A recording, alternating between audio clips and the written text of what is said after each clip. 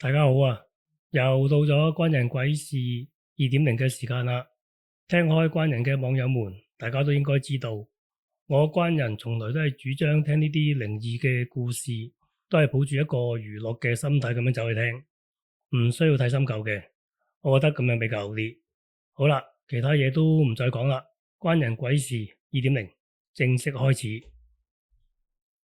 呢一集呢，我想同大家分享呢一個靈異嘅故事，都係一件真人真事嚟嘅。咁首先我呢度亦都好多謝提供呢個故事俾我各位朋友，因為呢個故事發生嘅年期呢都比較耐嘅。咁我呢位朋友呢，喺嗰個細節上高呢都未必記得咁清楚，咁我就盡量還原翻佢當時講俾我聽嘅嘢，咁希望做到個還原度係最高嘅。好啦。咁個故事就正式開始啦。咁呢個故事就發生喺1986年。咁個主人翁咧就叫阿方。所有關人講呢啲靈異故事嘅人名都係化名嚟嘅。咁就以後都唔使我每一次都要講呢個係化名。好啦，咁阿方亦都打算同個男朋友結婚噶啦。佢男朋友叫 Tony。咁喺結婚之前咧，阿方就有一個諗法，佢就想同3個好朋友，即係而家叫閨蜜啦，就去一次旅行。咁佢有呢個諗法之後咧，就同阿 Tony 商量。咁阿 Tony 都覺得冇問題嘅，因為 Tony 亦都好錫阿方。咁反正佢打算用3個月嘅時間籌備自己個婚禮。咁阿方都係去1個禮拜啫嘛，咁都仲有2個幾月係足夠時間嘅。咁亦都好贊成，咁去玩下啦咁。咁阿方得到阿 Tony 嘅同意，咁就即刻聯絡3個閨蜜啦。咁3個閨蜜亦都非常開心啦，因為畢竟你結咗婚就唔可以成日行出行入噶啦嘛。咁佢哋準備咗一個1星期嘅星馬泰旅行團，就係因為佢參加咗呢一次星馬泰嘅旅行團，就發生咗一件令到阿方呢世都難以忘記嘅事，同埋亦都因為呢一件事個婚禮係要推遲咗嘅。佢哋出發啦。咁喺呢個7天嘅星馬泰團，咁當然啦，玩得好開心。咁最後一站咧就係馬來西亞嘅吉隆坡。咁喺吉隆坡嗰晚咧就食完飯，大家參加過旅行團都知噶啦。食完飯通常即係講晚飯啊，跟住就自由活動噶啦嘛。咁佢哋呢個團亦都唔例外。因為阿方佢哋自己本身有4個人，所以佢哋亦都唔需要同其他團友一齊玩。咁嗰晚佢哋食完晚飯咧，就返酒店休息咗一陣間，跟住就落樓就問下啲前台附近有冇夜市啊咁。咁當然有嘅。咁佢哋打算咧喺酒店最近嘅夜市嗰度行街，問清楚晒地點啦，咁就行出門口啦。咁一出酒店門口，咁阿方就忽然之間哎呀一聲咁。咁3個閨蜜咧同時間就問阿方：喂，你發生咩事啊？咁你叫咩喺度？原來阿方咧就踢到啲嘢，隻腳好痛，因為當時係夏天嚟噶嘛。咁阿方咧就着住對涼鞋，嗰啲露腳趾嘅涼鞋。咁佢哋就不約而同咧就望下地下啦。哦，原來阿方踢到一個洋娃娃嗰啲公仔咧，咁啊着住件紅色衫裙仔咁樣嘅。咁阿方就奇怪啦，啲小朋友真係浪費啦，呢個公仔仲幾新淨啊，咁跌咗喺地下就唔執。咁阿方啊順便將呢個公仔咧，咁啊踢埋喺二邊。咁阿方個出發點咧係做好心，佢就驚其他人行過咧，咁又踢到呢個公仔。因為呢個公仔個 size 咧都有隻半手板咁長，咁佢呢件事就冇擺喺心啦。咁就去夜市玩，咁啊又買嘢又食嘢，咁就玩得好盡興。玩完之後咧就翻酒店。咁喺夜市咧翻去酒店咧就唔好耐嘅啫，大概行路都係10零分鐘咁翻到噶啦。咁你知啦，咁啊4個女人，咁啊一路行一路吱吱喳喳咁又傾偈，冇乜會留意身邊嘅嘢噶啦。咁大家應該都清楚噶啦。咁阿方咧一路傾一路傾，咁啊大概離酒店仲有20零尺範圍啦。咁阿芳咧就忽然之間望到酒店門口咧有一個好怪嘅現象，佢見到有一個着住件紅色嘅旗袍，短頭髮嘅，但係個樣都睇得唔清楚。咁仲有着住一對紅色嘅高踭鞋，就踎咗喺酒店門口。咁阿芳就好奇怪啦，因為着住件旗袍喺街行已經唔多嘅，佢仲要着住件旗袍之餘，仲要踎喺個酒店門口，咁先覺得好奇怪。咁阿芳咧就即刻將個視線咧就望翻去隔離嗰個閨蜜嗰度。咁我同呢三個閨蜜講：喂，你快啲望一望前面酒店門口啊！有一個女人咧着住件旗袍，紅色嘅，仲要着住對紅色高踭鞋咧，踎咗喺地下，好奇怪，快啲望下咁。咁個三個閨蜜係本來你望我望你傾偈噶嘛。咁聽到阿芳咁樣講，佢哋四個咪一齊望翻去前面酒店門口咯。咁點知係酒店門口係冇嘢嘅，係冇呢個女人踎喺度嘅。嗰三個閨蜜咧就同阿芳講：哇，你有冇睇錯啊？冇嘢喺度喎咁。阿芳就更加奇怪啦，我只係擰歪面嗰一陣間啫，呢個女人冇理由走得咁快㗎。咁阿芳就同呢三個閨蜜講：唔係喎，頭先我真係見到有個女人踎咗喺酒店門口㗎喎咁。咁呢個三個閨蜜，因為佢見唔到啊嘛，咁啊同阿芳講，佢話你眼花係咪啊？可能呢排玩得太攰啦咁。睇錯嘅啫咁。咁呢件事，咁阿芳又冇擺起心，咁啊翻酒店，咁啊梳洗完之後就瞓覺。因為咧阿芳咧就同阿 A 小姐咧就住一間房嘅，而阿 B、C 小姐咧就住另外一間房。咁一般出去旅行，尤其是啲女士啦，間房咧所有燈唔會閂晒噶嘛，即係唔會黑掹掹噶嘛，梗會留翻一眼燈噶嘛，一係就走廊燈，一係就廁所燈。咁佢哋亦都唔例外，佢哋就個廁所咧就開咗燈嘅。咁嗰晚瞓覺啦，咁啊瞓到半夜，咁阿芳就扎醒咗，佢諗住起身飲杯水，咁點知發覺自己咧就喐唔到，咁佢就好奇怪啦，點解自己會喐唔到嘅咧？咁佢連個頭都喐唔到啊嘛，佢個頭淨係可以左右咁樣擰咯，其餘全身冇一個地方係喐到。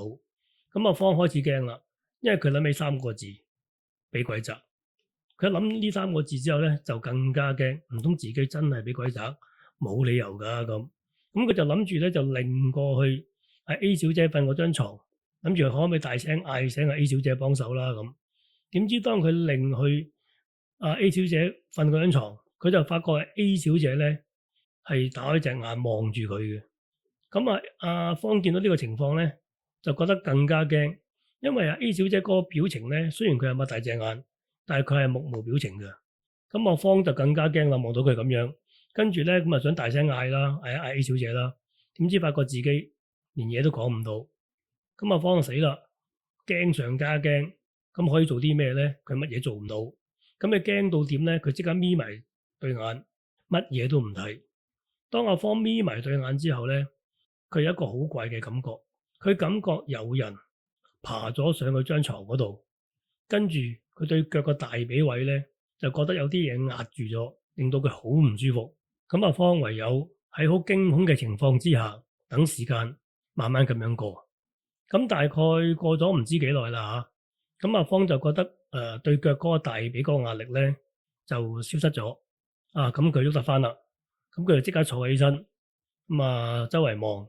咁你望翻去A 小姐張床嗰個位咧，咁A 小姐已經係擰轉身背住佢，咁阿芳就覺得太夜啦，佢都無謂再叫醒A 小姐。咁但係喺頭先一個咁驚嚇嘅情況之下，即係你要佢再瞓翻咧，亦都好難。咁佢就喺張床嗰度咧，就眼光光咁啊等天光，因為第二朝就坐飛機翻香港噶啦嘛。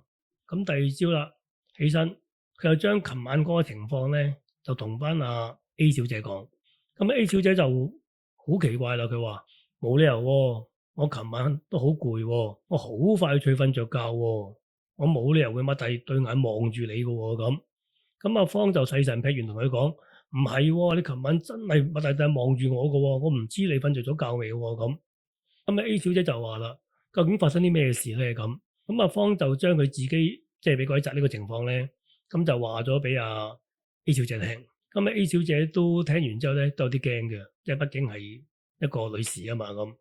咁啊，尤其是阿芳講到佢係擘大對眼望住佢噶嘛，咁佢就覺得唔係咁邪又啊咁。咁佢哋搞掂晒啲嘢之後咧，就攞埋啲行李，咁就去 B.C 小姐間房。咁啊，B.C 小姐開門咧，就見到佢哋好似神色有少怪怪地，咁就問佢哋咩事啦咁。咁阿芳就將琴晚件事講咗俾佢哋聽，從而亦都問下佢哋琴晚有冇怪事發生。咁啊，B.C 小姐咧就同翻阿芳講冇喎，我哋琴晚好好瞓喎咁。跟住阿 B.C 小姐亦都安慰翻阿芳，佢話你發夢啫，唔使驚嘅，可能眼太攰嘅啫，冇事嘅咁。咁阿芳亦都將呢件事唔再擺喺心啦，咁啊當自己發夢啦咁。好啦，咁嗰日咧佢哋就翻到香港，咁夜晚瞓覺嗰陣時咧又有怪事發生啦。咁阿芳咧就同佢阿媽住嘅。咁佢哋各自咧都有一間房。咁阿芳咧有間床頭燈嘅。咁間床頭燈咧亦都唔係太光嘅啫，就貨佢可能瞓覺之前睇下書，睇到攰就瞓嘅。咁阿芳咧喺屋企瞓覺咧，佢有習慣咧熄晒燈瞓嘅，即係間房比較黑嘅。好啦，咁佢嗰晚咧亦都係瞓到半夜，咁啊扎醒咗，咁啊諗住伸隻手就開着眼床頭燈，咁隨便睇下幾多點。咁發覺咧自己又喐唔到，佢一喐唔到咧，佢就開始驚啦，因為佢諗翻起酒店嗰一晚個情況咧係一模一樣，除咗個頭可以兩邊喐之外咧，佢成身都喐唔到。咁跟住佢真係好驚，佢諗住大聲嗌阿媽，因為阿媽喺隔離房啊嘛。咁點知佢大聲嗌，當然啦，亦都嗌唔出聲，講唔到嘢啦咁。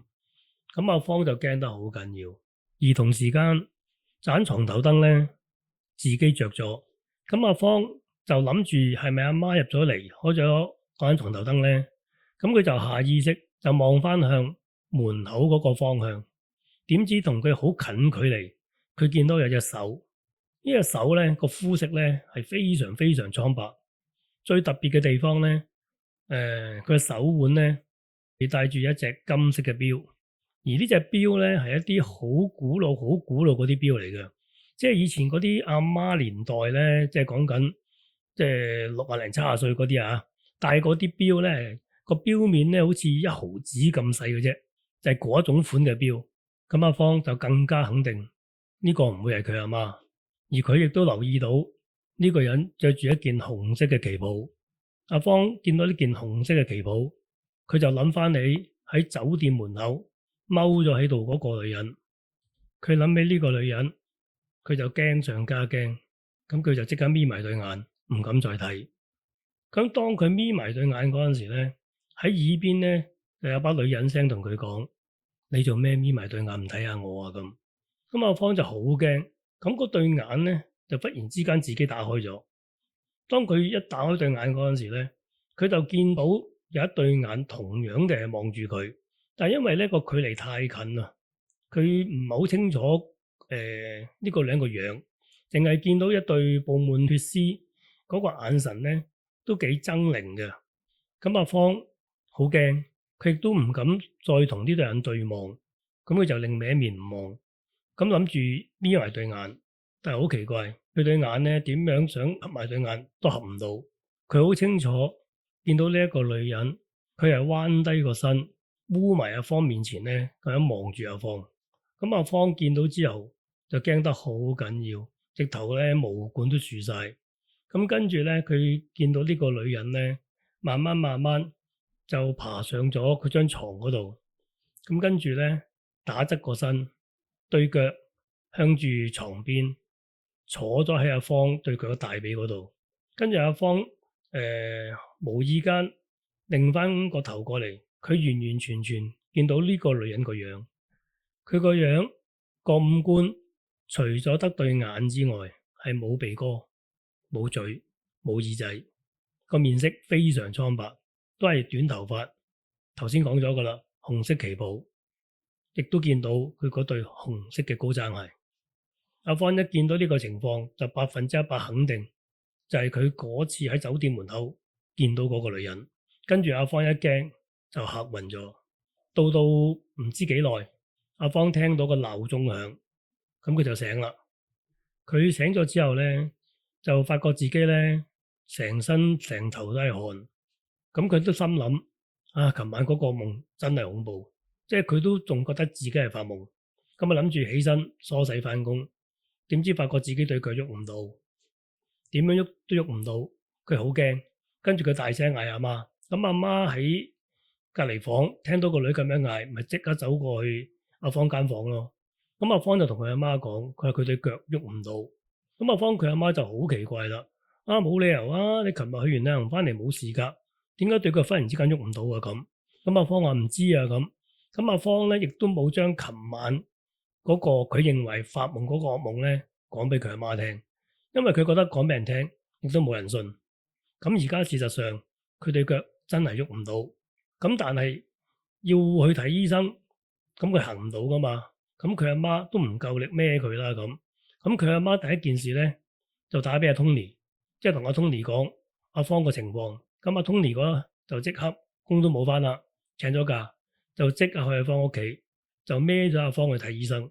去到診所，當然啦，醫生亦都check 唔到點解阿芳對腳會喐唔到，咁就開咗一啲類似修復神經嘅藥物啦，類似啦嚇，咁就俾阿芳食，食晒啲藥之後，亦都冇任何嘅好轉，咁去覆診，咁醫生咧就寫紙俾佢，咁就去東九龍一間公立醫院嗰度睇下外科啦咁。咁阿 Tony 就孭住阿芳，同佢去咗呢一間公立醫院。咁經過醫院嗰個初步檢驗咧，都查唔出咩事，點解阿芳對腳咧會行唔到？咁院方咧就建議叫阿芳留醫一晚，咁啊再作一個詳細嘅檢查。咁喺醫院嗰度咧，驗血啦、照 X 光啦、照埋 CT，所有嘢都做晒。